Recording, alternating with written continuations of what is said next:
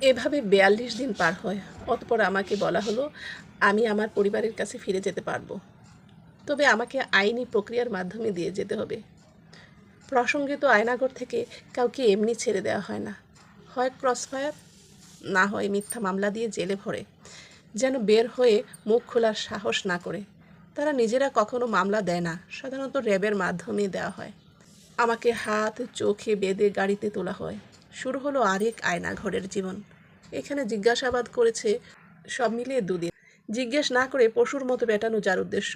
এখানে যেই রুমে ছিলাম সেটা বেশ বড়সড়, ঘুটঘুটে অন্ধকার, পুরনো বিল্ডিং, জায়গায় জায়গায় ভাঙা, মেঝে দেয়ালে ছাদে, মাঝে করিডোর, সেখানে কিছু লাইট জ্বলে। দুপাশে ৫টা করে মোট ১০টা রুম। পালা করে ওয়াশরুমে নিত। কাছাকাছি রুম হওয়ায় অনুমান করেছিলাম মোট ১০ বার তালা খুলতো আর লাগাতো। সবচেয়ে নির্মম ব্যাপার কি জানেন? ২৪ ঘন্টা চোখ বেঁধে রাখত। এমনকি রুমের মধ্যেও সূর্যের আলো দূরে থাক, আলো দেখারই সুযোগ নেই। গার্ড না থাকলে মাঝে মাঝে চোখের নিচ দিয়ে আশেপাশে দেখতে চাইতাম। আমার চশমার পাওয়ার 3.50, একটু দূরেই ঝাপসা দেখি, তাই খুব একটা লাভ হয়নি। ২৪ ঘন্টা হাতে হ্যান্ডকাপ পরা থাকতো। রাত ৯টা থেকে রাত ৩টা পর্যন্ত ২ হাত পেছনে দিয়ে হ্যান্ডকাপ দিত। রাতে যে একটা ঘুমাবো সেই সুযোগ নেই।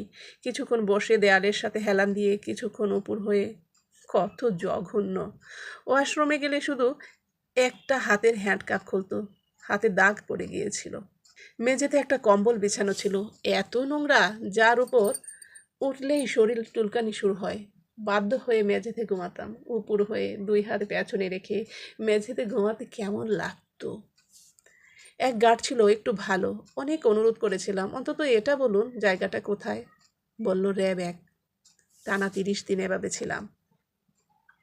অতঃপর আমাকে নতুন আরেক জায়গায় নিয়ে গেল, আয়নাঘর নাম্বার ৩। সেখানে এক রাত ছিলাম।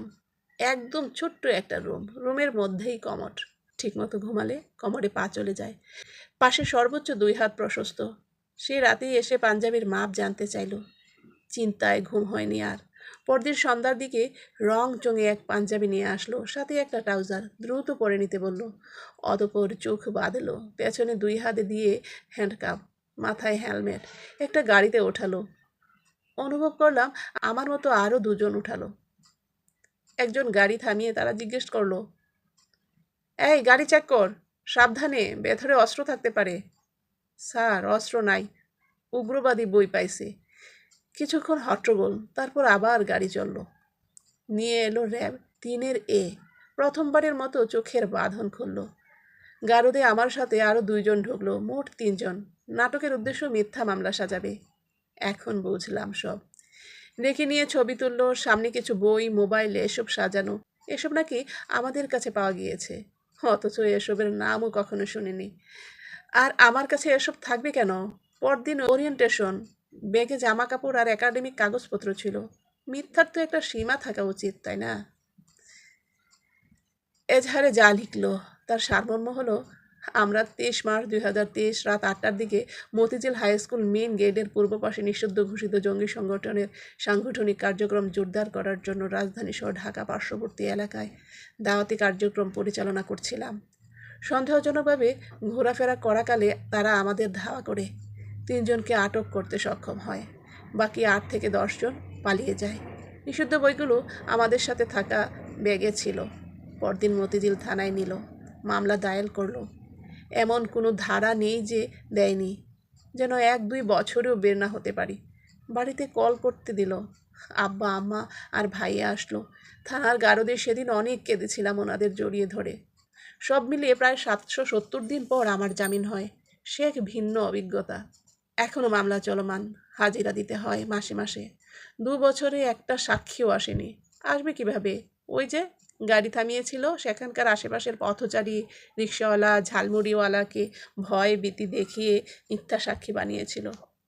স্বাভাবিকভাবেই প্রশ্ন আসতে পারে, আমাকে কেন ধরবে? কিছু তো অবশ্যই ছিল। আমি নটরডেম কলেজে পড়া অবস্থায় আরামবাগে থাকতাম। সেখানে আরামবাগ মোড়ের বাইতুল আমান মসজিদে এক ভাই আরবি পড়াতেন। সব বয়সের স্টুডেন্ট ছিল না, স্কুল কলেজ পড়ুয়া থেকে অবসরপ্রাপ্ত চাকরিজীবী পর্যন্ত। মসজিদের লাইব্রেরিতে পড়াতেন বেশিরভাগ, নয়তো বারান্দায়, প্রকাশ্যে, সবার সামনে, সবাই জানত। লুকোচুরির কিছুই ছিল না। মসজিদের ইমাম থেকে মসজিদ কমিটি সবাই জানত। কমিটির অনেকেই ওনার কাছে পড়েছে, আমি ওনার কাছে কিছুদিন পড়েছিলাম। আমাকে গুম করার প্রায় 2 মাস আগে ওনাকেও গুম করে পরবর্তীতে ওনাকেও মিথ্যা মামলা দিয়ে ছেড়ে দেয়। জিজ্ঞাসাবাদের ধরন দেখে ধারণা করেছি এই সূত্র ধরেই হয়তো আমাকে গুম করেছে।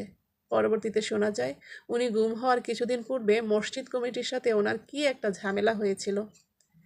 মামলার এজাহারেও আরবি শেখার কথা তারা লিখেছিল, তবে লিখেছে আরবি শেখার নামে জঙ্গিবাদের ট্রেনিং নিত। নতুন বাংলাদেশ, এসব থেকে মুক্তি পাবো কি? মামলা থেকে অব্যাহতি মিলবে কি?